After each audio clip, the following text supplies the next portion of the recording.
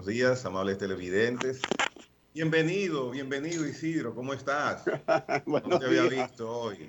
Estamos de Bueno, nuevo en en otra Periodismo entrega y de Periodismo Sociedad. y Sociedad. Buenos días, Isidro. Buenos días, que me paré rápidamente a cerrar la ventana para evitar el ruido externo.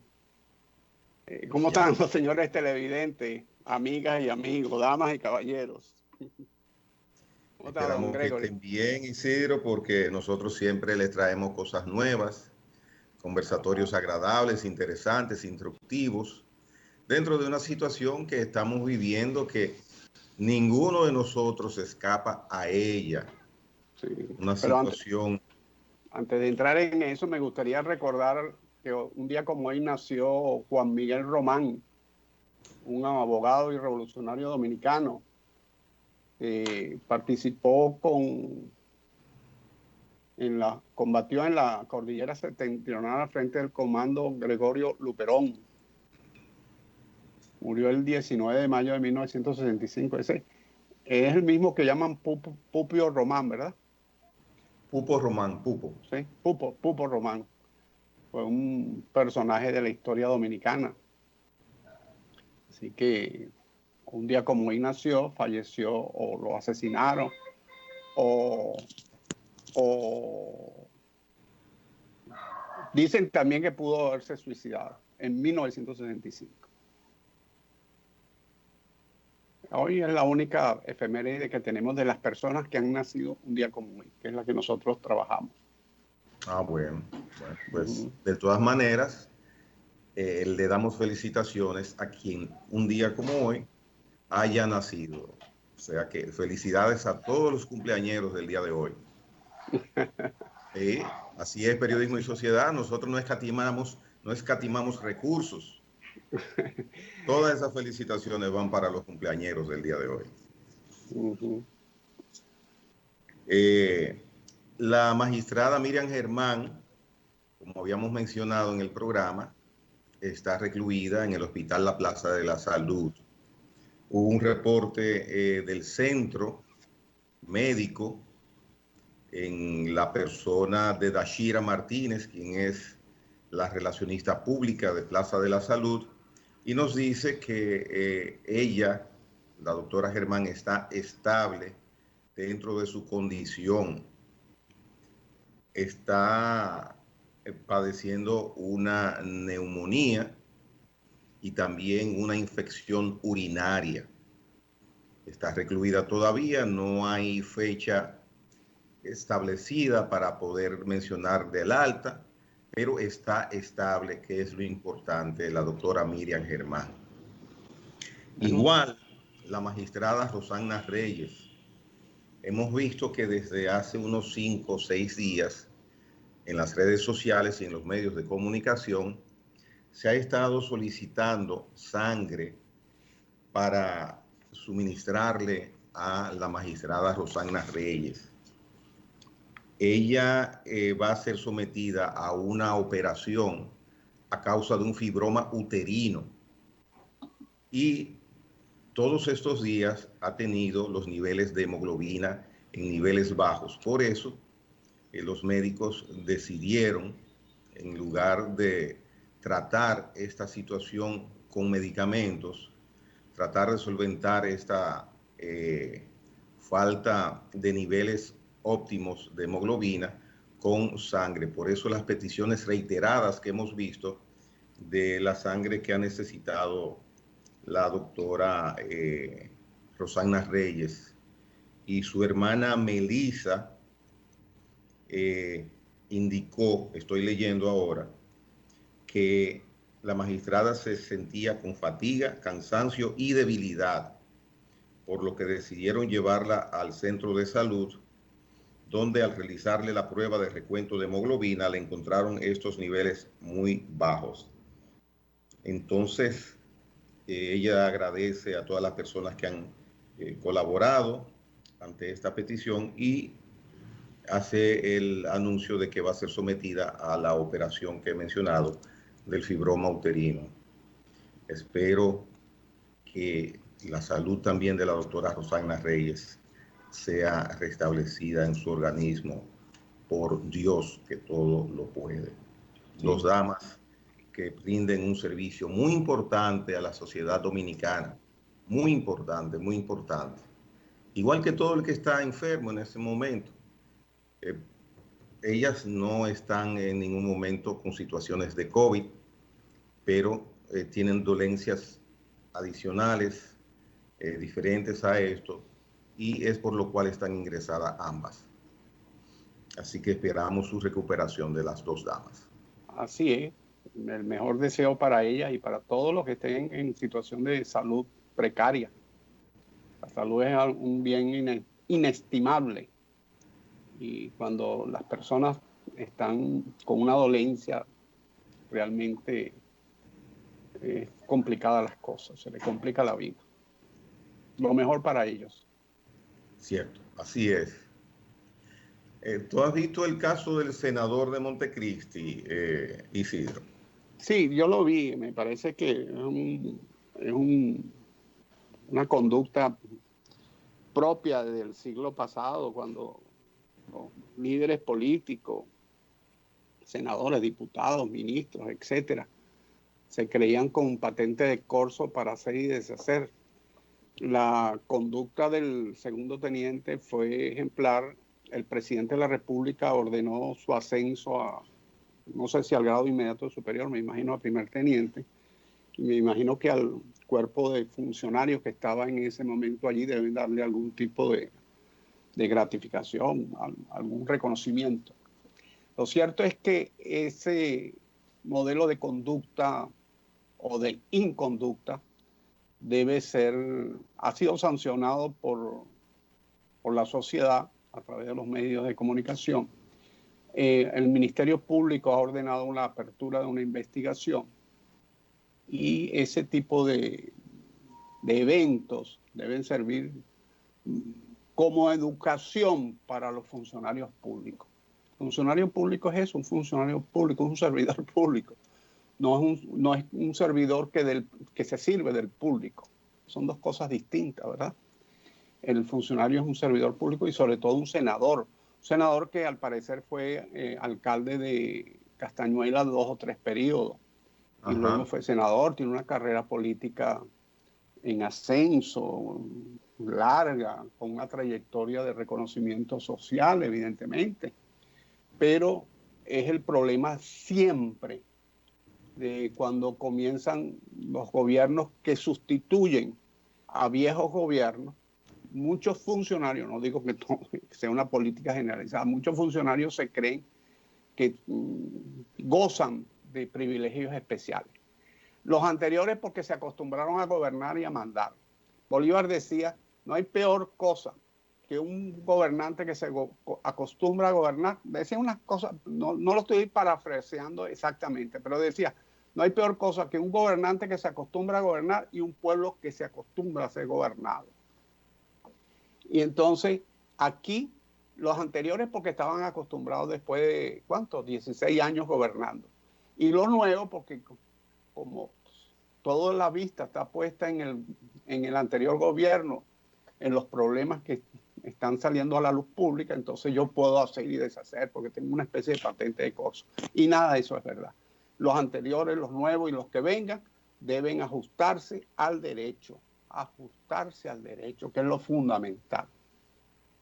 Cierto, cierto, es así, porque si no estaría en franca violación a la ley, que es la frontera en la cual ha estado el senador de Montecristi. El caso es que con su acción, para quien todavía no tenga el detalle correcto, él trató de que fuera liberado una persona que estaba detenida en el cuartel policial de esa demarcación, pero ¿qué pasa?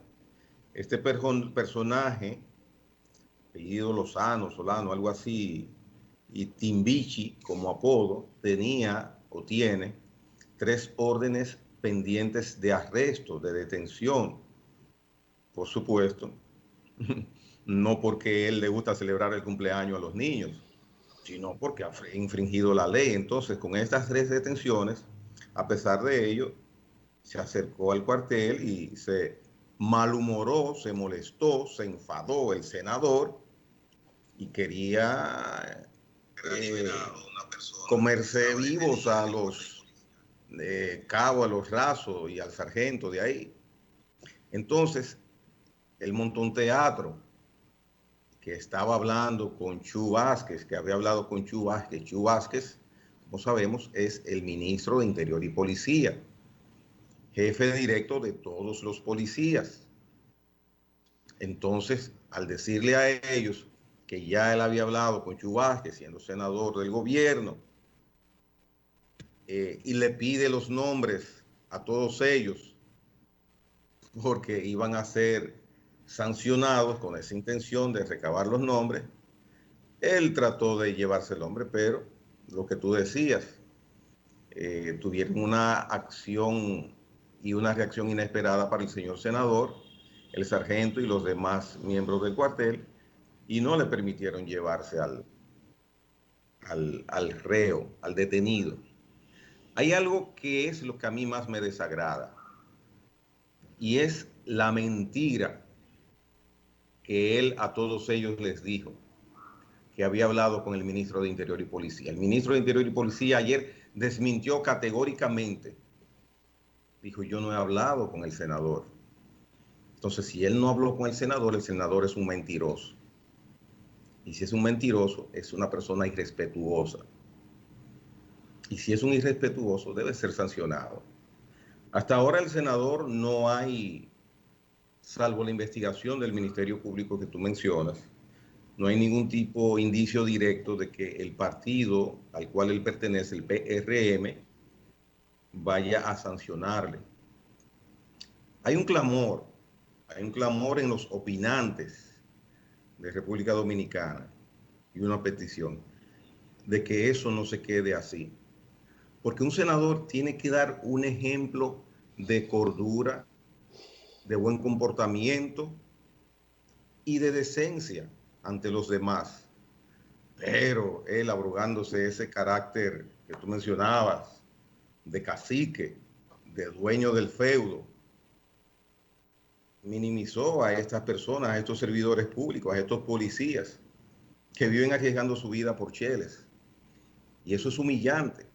Entonces, se espera que haya algún tipo de reacción del Partido Revolucionario Moderno, porque el señor senador pertenece a sus filas. Y si no hubiese existido ese partido, ese señor hoy no fuera senador. Y esto que sirva de ejemplo para que se sepa que nadie es mejor que nadie y que hay que respetar y que no se debe mentir. Eso es un irrespeto, mentirle a esos servidores del cuartel policial. Habló mentira, mentiroso, delante de todos. Yo hablé con Chu, no ni con el ministro de Interior, ¿no? hablé con Chu, no, yo hablé con Chu. Porque se sabe lo que significa Chu, es una persona, el ministro de Interior y Policía, Jesús Vázquez Martínez, es una persona harto conocida en todo el territorio nacional. Hasta hace unos días fue el secretario general del PRM. Y en todas esas demarcaciones él es conocido. Yo hablé con Chu, o sea. Entonces, señor senador, usted ha pedido excusas públicas, eso está bien, pero toda acción trae una reacción. Y usted actuó muy mal, señor senador. Sí, y es cierto lo que usted acaba de mencionar, don Gregory, que es el tema del PRM. Eso le puede ser útil al PRM para establecer mecanismos que al futuro sirvan como para no solamente para el PRM, sino para todos los partidos, porque el sostenimiento de la democracia, la defensa de la democracia pasa por que los partidos políticos, que son su sostén, son sus columnas, funcionen como deben funcionar, que funcionen como deben funcionar con la característica y la conducta organizacional de cada partido, pero hay unas reglas mínimas que deben ser transversales a todos los partidos, y esas reglas mínimas implican cosas como lo que usted acaba de decir: la decencia en el trato, la veracidad en los discursos, el no mentir, etcétera, etcétera. Entre muchas otras, por supuesto. Entre muchas otras. Así que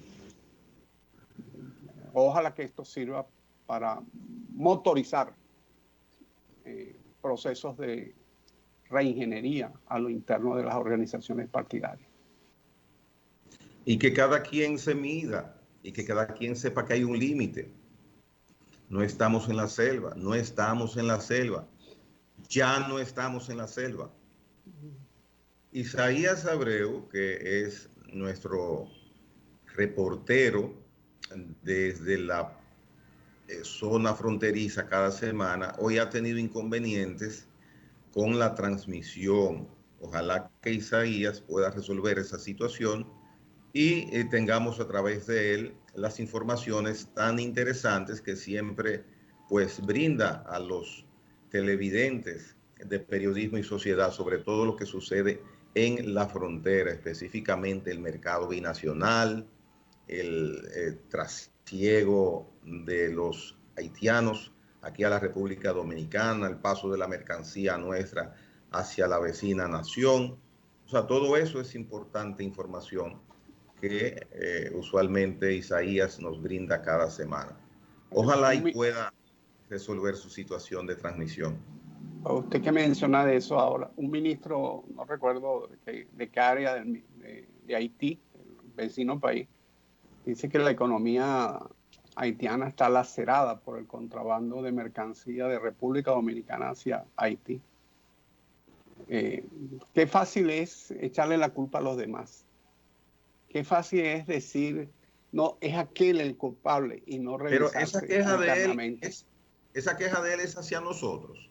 Por supuesto, él dice que la economía haitiana se encuentra golpeada, por decirlo de alguna forma, por el alto contrabando que existe de productos que pasan de República Dominicana por la vía del contrabando, y valga la redundancia, valga la repetición, hacia Haití, que escapa a los controles y a los mecanismos de planificación de Haití para llevar adelante su economía, y que eso fastidia, golpea, le echa a perder. Pero es que quien primero debe poner control, eficientizar el control, es el lugar donde ingresa el contrabando o las mercancías que evaden el pago de impuestos en las aduanas de Pero Haití. Más allá de todo eso, tienen que poner su control primero que nosotros. Está bien, pero eso es la parte puntual. Esa es la parte puntual. La parte puntual que tú tienes toda la razón. La parte puntual que tú evitas el contrabando, bien estableciendo tus controles aquí, bien estableciendo relaciones de coordinación con el otro país para establecer mecanismos conjuntos, etcétera, etcétera, etcétera. Pero yo lo que digo es que hay dirigentes políticos, funcionarios de los países, aquí, allá y más allá. Eso es como una costumbre, que cuando tú tienes un problema, buscas rápido lo que llaman un chivo expiatorio. Buscas un tercero para echarle las culpas. No me vas a decir que la economía de Haití está golpeada por el contrabando que viene de la República Dominicana. Puede ser que tenga una incidencia, pero la economía de Haití no está golpeada por el fenómeno del contrabando. Está golpeada porque el Estado haitiano, que es un Estado fallido desde hace muchos años, desgraciadamente, no tiene los mecanismos ni pareciera que existe la voluntad para establecer las vías que corrijan esa situación. Entonces es muy fácil sentarse y decir, no, es que eso es los dominicanos que nos pasan contrabando y nos tienen esto embochinchado, la economía nuestra. Es muy fácil. Y así como eso, y ya con esto termino. No, estamos dialogando, no tienes que terminar. Así como esto ocurre con muchos temas en muchos países, con la inmensa mayoría de los políticos, porque la política se ha transformado desgraciadamente en un toma y dame muy ligero, sin profundización, y decir, no, es que fulanito tal es culpable. No es que culpables son tal país, el culpable es aquello, el culpable es aquel sector de la sociedad. Lo que utilizó Hitler, los culpables son los judíos del problema alemán. Y bueno, y los llevó al holocausto. En 500 millones de dólares, el ministro haitiano plantea la cifra de evasión que el gobierno haitiano deja de recibir por este ingreso ilegal de productos dominicanos o de productos desde la República Dominicana, porque no tienen que ser productos dominicanos necesariamente, hacia territorio haitiano. Reitero, refuercen sus mecanismos de seguridad, refuercen su trabajo de supervisión y de eficiencia fiscal recolectora en el punto de la frontera, porque un camión de esos que van a Haití no cruza por la puerta de aquí de mi apartamento. Un camión necesita una calle bien ancha y bien larga para transitar. Entonces ellos no lo ven. Así Sí, que no. su queja está interesante. Es lamentable eso que está sucediendo, pero aquí tenemos controles, no los mejores del mundo, pero donde se recibe el producto es donde hay que fiscalizar y hacer la recaudación correspondiente. O sea que revise su declaración y su queja. Hay algo, Isidro, que a mí me llama mucho la atención, quizás con tu mentalidad financiera que traes como chip dentro de ti. Sí, tal vez me pega algo. Cualquier asesoría genera honorario, yo. Ay, Dios mío. Mira, los depósitos, oye esta información que me llama la atención. Me llama la atención y voy a decir por qué. Los depósitos totales en los bancos múltiples de la República Dominicana este año, en los primeros 10 meses, han crecido en 80,000 millones de pesos. Esta información es una información oficial porque la da la Asociación de Bancos Comerciales de la República Dominicana, ABA. Esto es durante el presente año. Dice que la cantidad duplica la cifra reportada a octubre de 2019. Entonces, con esta situación económica que estamos padeciendo debido a la pandemia, básicamente a la pandemia, porque nuestra economía ha sido estable, una de las mejores de la zona durante los últimos años, pero que crezcan los depósitos en los bancos comerciales en 80,000 millones más de depósitos, cuando nuestro Producto Interno Bruto está sumamente afectado. No sé cuál es qué es lo determinante que ha hecho que ha habido un crecimiento en depósitos en la banca comercial dominicana este año. Hoy voy a darle una llamada a Henry Ebrard, nuestro amigo y colaborador de Periodismo y Sociedad, porque una información proveniente sobre este tipo de estadística, yo hubiera esperado los ingresos a la banca comercial formal de República Dominicana, los depósitos se han reducido en determinada proporción, pero que haya un aumento a este nivel, no lo entiendo. Es buena la información, por supuesto, es muy buena, pero me llama la atención. No entiendo cómo puede haberse producido ese salto con esta caída en nuestra producción, desempleo, falta de turismo, personas cesanteadas, otras con fase, una asistencia social. Pero voy a llamar a Henry Ebrard para que...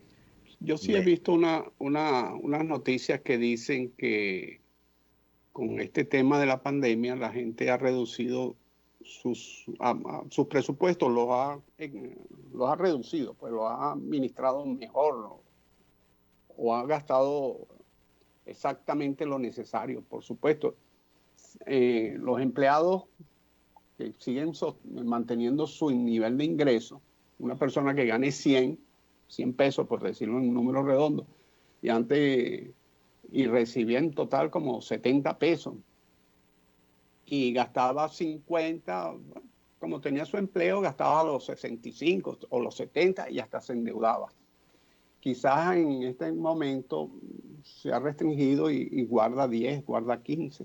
Eso es posible. Una de las otras es que ha aumentado las remesas, y al aumentar las remesas, todo eso pasa por el sistema bancario, buena parte de ellas se queda en alguna cuenta de ahorro y así sucesivamente. Lo cierto es que, hablando de economía, el Senado de la República solicitó una amnistía crediticia para todos aquellos que han tenido problemas con el COVID y han mantenido problemas con su nivel de crédito, no han podido pagar los préstamos, etcétera, etcétera, etcétera. Y la Fundación Institucionalidad y Justicia se opone a ello. Se opone a ello. ¿Por qué? No sé cuáles son las razones. No dan exactamente las razones. Dicen que es una medida contraproducente. Yo quiero llevar un poco más abajo el tema. No es decir es contraproducente porque crea mala conducta en los usuarios de los créditos, o es contraproducente por tal o otra razón. No sé, en la nota de prensa no dicen por qué son contraproducentes. Pero yo sí percibo. Para ellos son contraproducentes, que tienen su problema resuelto. Con todo Ahí el quería respeto que llegar me merece esa institución, que es muy positiva para la opinión, y disculpa, que es muy positiva para las opiniones de temas nacionales. Pero en este momento decir que está opuesto a una asistencia, y más de este tipo crediticia, oye, eso es fuerte, eso es fuerte. Ahí quiero llegar yo quiero llegar a eso, profundizar un poco, porque en este programa nos hemos caracterizado por tratar de profundizar un poco en la información, ir más allá de la opinión y buscar elementos que nos permitan un conocimiento un poco más aquilatado. Finjus, como muchas otras instituciones, nacieron y se desarrollaron a raíz del consenso de Washington en los años 80 y tanto, y que le dio rienda suelta al neoliberalismo, utilizando hechos sociales como la globalización, como el rompimiento de las fronteras desde el punto de vista de la comunicación y de la información, etcétera, etcétera. Nacieron estas, y que utilizaron esos que son hechos históricos como si fueran herramientas del neoliberalismo, como si fueran logros del neoliberalismo, y lo utilizan como armas políticas del neoliberalismo, como cosas buenas del neoliberalismo. Y son hechos históricos, porque Marco Polo recortó el mundo y Cristóbal Colón también lo recortó. Fueron globalizadores, a ver, vamos, y así la humanidad ha ido globalizándose y se ha ido reduciendo el mundo desde el punto de vista de la comunicación, no de hoy ni de ayer, ni de hace 20 años, ni de que inventaron la informática, sino de hace siglos y siglos y siglos.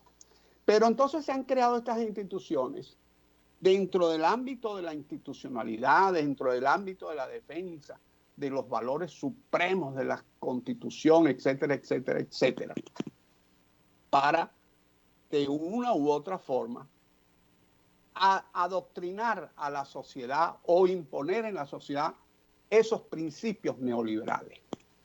Esa advertencia de Finjus es un dibujo calcado de una política neoliberal. Lo que tú acabas de decir.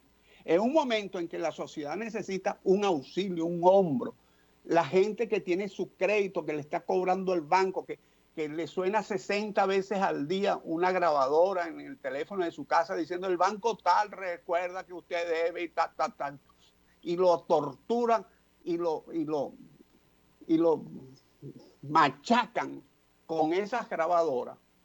En este momento en que la gente está necesitando esa mano amiga, que se la da el Estado a través de la Superintendencia de Bancos, si acepta la propuesta del Senado, que también es parte del Estado, frente a eso entonces salen estas organizaciones de la sociedad civil que se abrogan la representación de la sociedad civil, aunque ellos no lo digan, pero se la abrogan, porque además que son las instituciones que tienen aceptación en los medios de comunicación, que tienen posibilidades de comunicarse, de llevar sus ideas a través de la televisión, los medios escritos, inclusive los medios digitales. Entonces salen y plantean una oposición a una medida que evidentemente en su concepto es una medida de solidaridad social. Entonces, en el fondo es lo que tú dices, pero llevado más abajo, escarbando un poco, lo que encontramos es eso. Y por eso es que los partidos políticos, sobre todo los de corte socialdemócrata, debemos estar, y los socialdemócratas que estamos en esa visión del mundo y que de una u otra forma apoyamos a partidos de una u otra color, pero que todos tienen un mínimo común denominador, que es la doctrina socialdemócrata, debemos estar atentos y hacer bloque común para enfrentar este tipo de solicitudes que laceran la economía y laceran al débil social, porque toda esta clase media que vive con crédito, que le suben la gasolina, que esto, y que están siempre alcanzados, no dejan de ser parte del débil social. Débil social es el de la pobreza extrema, el pobre, pero esa clase media también es débil social. Bien, voy a buscar más información sobre este tema que tú has puesto aquí en Periodismo y Sociedad, porque verdaderamente con la influencia que tiene la Fundación Institucionalidad en Justicia en el aspecto económico, en los centros de poder de la República Dominicana, oponerse a una asistencia de este tipo que se está planteando como tú mencionas en el Senado, verdaderamente lo que denota es no sensibilidad social, no el necesario grado de sensibilidad humana en un momento tan difícil como el que se está viviendo ahora y como el que se avecina a partir de enero. Así es. Pero ya me voy a empapar más de este asunto. Isidro, 8:35 de la mañana, es necesario que hagamos una pausa comercial y entonces retornamos con lo que queda de programa con otros temas de interés.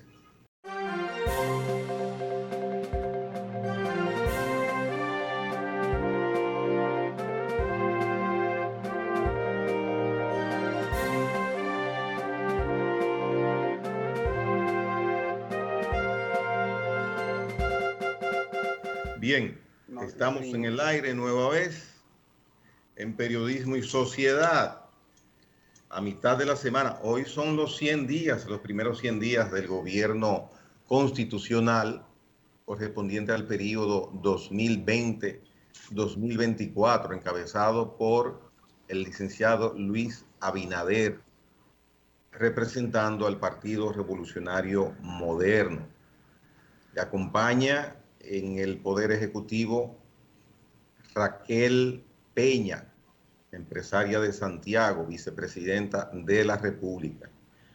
Estos primeros 100 días del gobierno, alabados por algunos, criticados por otros, pero hay un común denominador.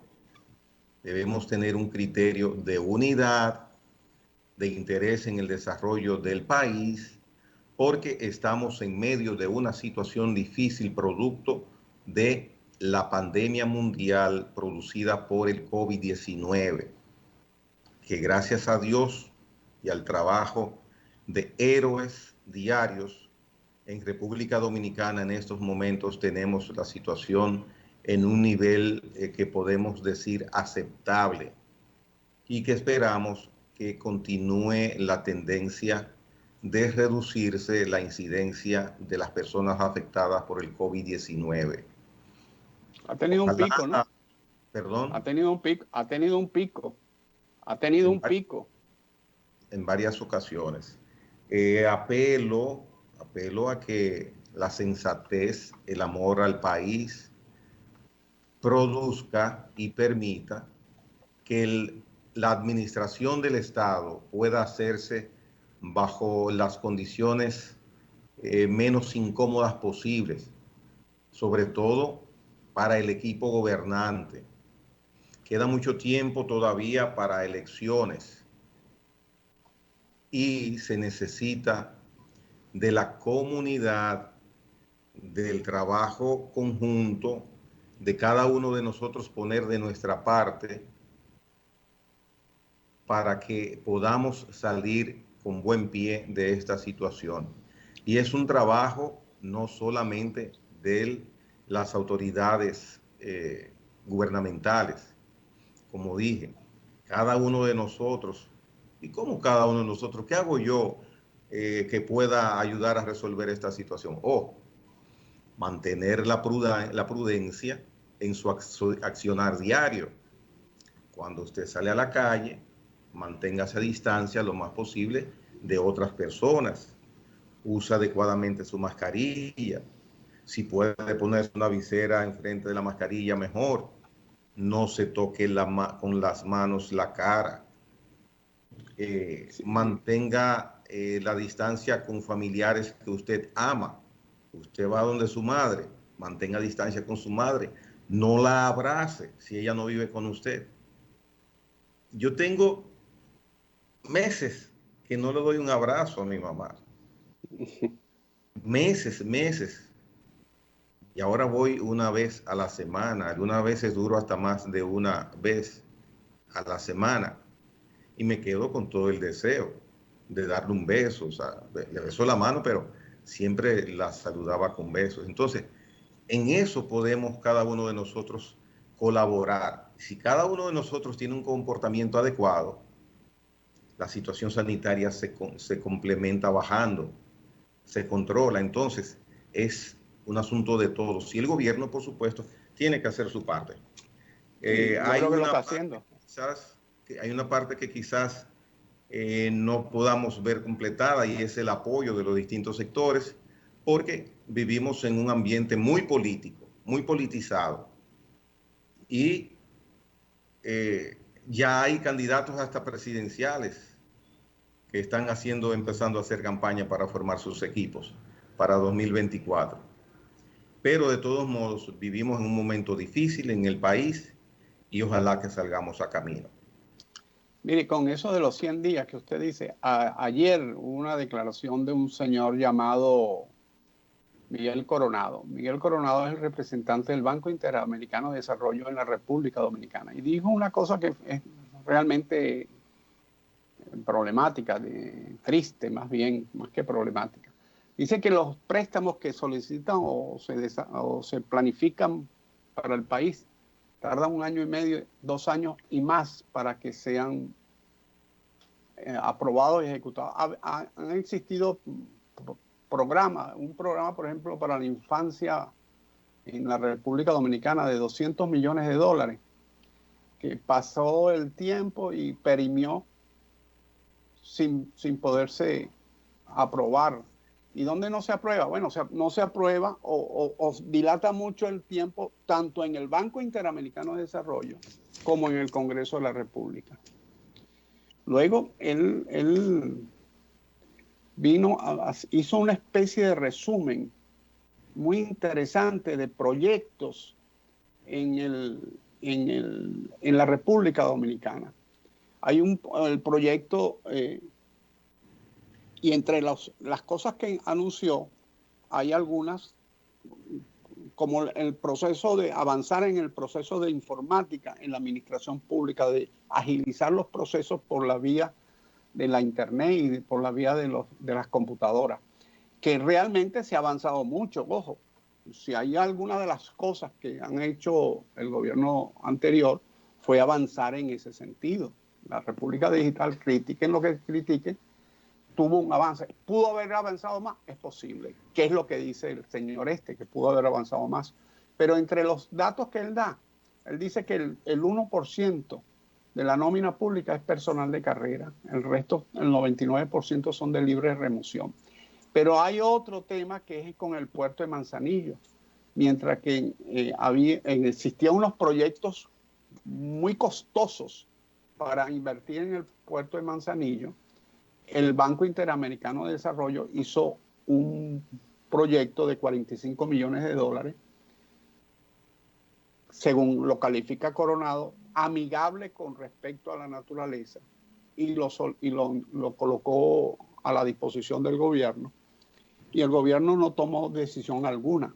Yo no sé las decisiones que ha tomado el presidente Abinader, si ha tomado en cuenta este tema. Pero aparte de eso, adjetivo en lo medular que queremos plantear, es la tardanza, la lentitud con que se toman las decisiones, tanto en los organismos internacionales como estos, donde se le dan préstamos a los países con tasas de bajo interés, o muchas veces a fondo perdido, o a veces a tasa cero.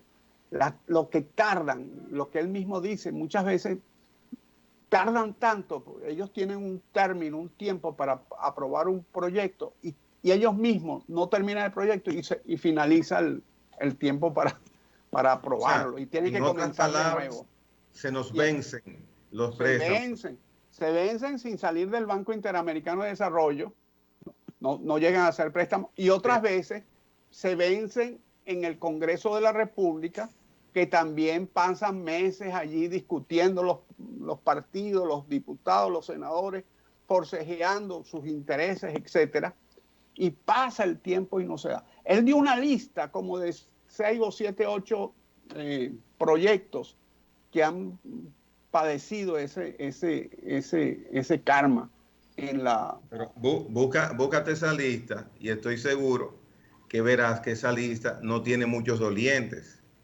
O aquí nos caracterizamos por tener poco endeudamiento. Isidro, nosotros estamos en un nivel de casi un 60% de endeudamiento con referencia al Producto Interno Bruto. Ya nosotros no aguantamos prácticamente un chele más de empréstitos. Y es lamentable las declaraciones que hace el representante del BID en la República Dominicana, porque estoy totalmente seguro que esos préstamos que tú mencionas, que perimieron por la burocracia no tanto de ellos, perdón, burocracia tanto del banco como de nuestra. No es solamente burocracia del lado dominicano, sino también él se queja. Su queja es por la parte nuestra. No, por la parte de él se queja de ambos lados.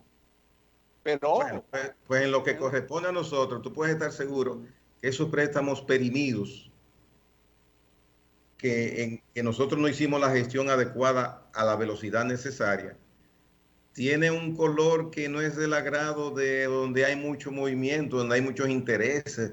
Quizás ahí no hay construcciones, o los préstamos de Odebrecht en algún momento se tardó para poder aprobarlos. Por mencionarte un solo renglón de cliente o de suplidor. Son préstamos privilegiados. Entonces tú puedes estar seguro que hay en esos préstamos que no se pudieron, que el gobierno, que el Estado no aplicó con tiempo, con la presteza suficiente, no tiene dolientes activos. No tiene dolientes activos porque si hay algo que nosotros somos rápidos de conseguir préstamos. Ahí sí somos rápidos. Y eso del endeudamiento, yo lo conversaba con ustedes hace unos días, por arribita, sí. A mí me preocupa porque estamos necesitados de recursos. Este año 2021 es muy fuerte para la economía dominicana. Hay un ajuste fiscal que es obligatorio darle frente, hay que hacerlo obligatoriamente. Porque ¿de qué manera nosotros vamos a reducir nuestra deuda? Si no es aumentando ingresos. A menos que se decida recortar todo lo que es asistencia social y bueno, ya y entonces tendremos recursos para utilizarlos en otros renglones como este de amortizar deuda. Pero esa es la vía fácil. Esa es la vía fácil. Sí, pero ¿y cómo se hace? Si usted hace... Y vamos a tener ¿cuántos cuántas decenas de miles de personas sin trabajo y sin recibir un centavo a partir de enero. Yo le apuesto cheles a peso que unos técnicos agarran cada presupuesto de las instituciones del Estado seriamente y reducen pero reducen mucho el presupuesto en gastos superfluos, en nóminas innecesarias, etcétera, y los otros, etcétera, sin necesidad pero de tocar los programas sociales. Hay que buscar un dinero para inversión de infraestructura. Aquí, tú mismo lo mencionabas. Pero eso es otra cosa. Bueno, pues se hace con dinero. Sí, papá, pero si tú reduces el presupuesto, el dinero que entre, tú lo gastas más en inversión, más en gasto social que en gasto burocrático, que en gasto superfluo. Ojo, el gobierno de hecho está reduciendo. Ha hecho un esfuerzo. Anunciaron que habían reducido en 16,000 millones de pesos. Pero yo estoy seguro.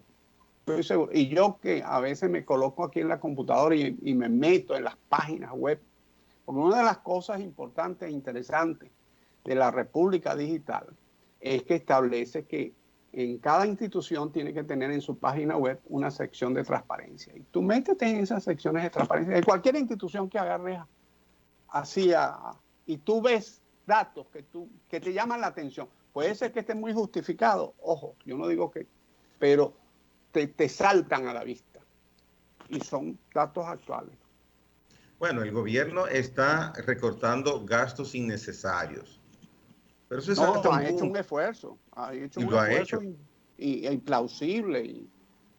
El ministro administrativo de la presidencia Paliza habla de casi 250 millones de pesos ahorrados hasta ahora. Pero ¿qué pasa cómo lo hacen usualmente? Yo le digo llega un ministro y dice, mire, vamos a recortar, qué sé yo, no se alquilan más vehículos, por ejemplo. Y entonces viene una orden de arriba para abajo y no se alquilan más vehículos.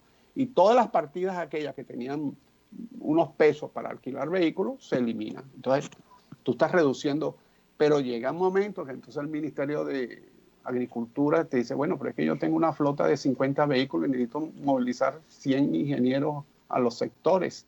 Entonces viene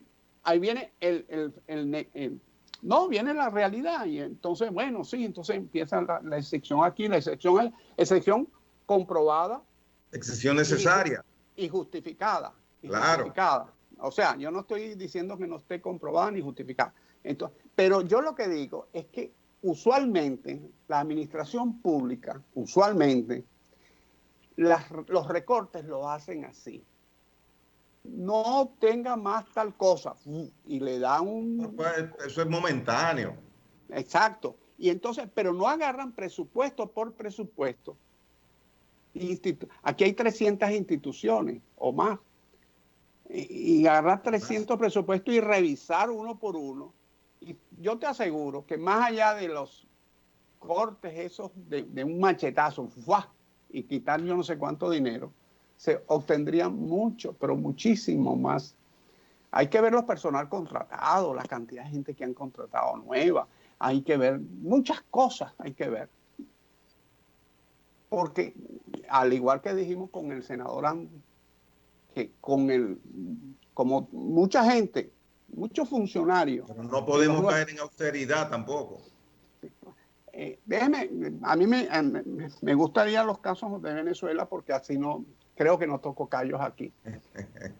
Luis Herrera Campín, cuando llegó al poder, acusó a los adecos, esto y lo otro, y tal.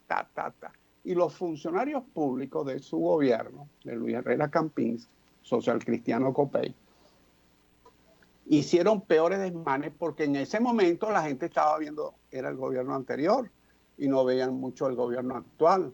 Cuando a los 5 años perdieron las elecciones y a los que habían criticado ganaron, se descubrió que habían cosas, bueno, los otros habían resultado unos robagallinas frente a lo que habían hecho esto.